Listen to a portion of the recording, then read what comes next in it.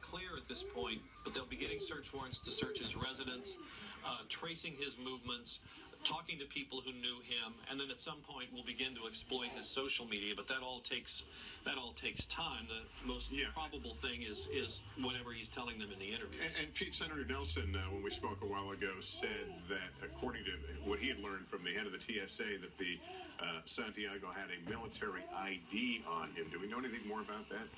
Yeah, that would probably be, as I mentioned earlier, Lester, the fact that he'd served in the Army Reserve, okay, was still a member of the Army Reserve, that he signed up for that just a few months ago in August of 2016. He was not in any active duty military service branch, according to our producers at the Pentagon. All right, Pete, thanks. Let's go to Kerry Sanders right now. They're at one of the terminals there at the airport.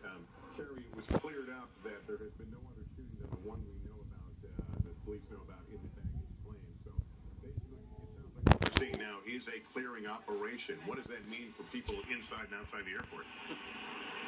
It's going to be a very, very long day. Okay, understand, first of all, that in the pandemonium, the panic, that people were running all directions. That means some people ran towards the terminal through where you normally would have to go through security. Other people ran out but left luggage behind. And so the authorities are going to have to go through each terminal, through each area that's impacted, and find, first of all, the luggage that's been abandoned, and then reunite that with the passengers. And they get the passengers who have been taken, some out here onto the tarmac and well beyond onto the runway, back through the areas where they can find their items. Meantime, outside the terminals, there were passengers who also left luggage inside and ran to safety.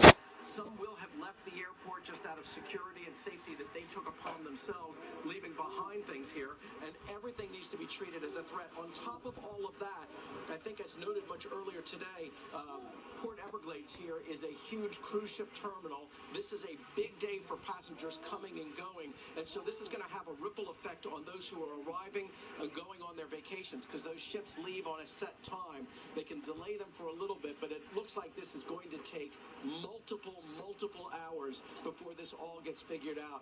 Flights that were heading into Fort Lauderdale while this was going on were diverted to other airports. Others, as you noted, were on a ground hold. And so, Lester, I'm afraid to say that for the thousands of passengers, and I think it's something like 80,000 passengers a day here, but the thousands of passengers who have been impacted by this, it is going to be a very, very long night. And Kerry, while you've been speaking, we've been watching something play out here, and I think we need to put this in perspective. You saw a man with his hands up walking toward police, obviously non-threatening. He was briefly searched and seems to be being led away. That's not uncommon in these situations. As they clear buildings, they'll see someone, they've got him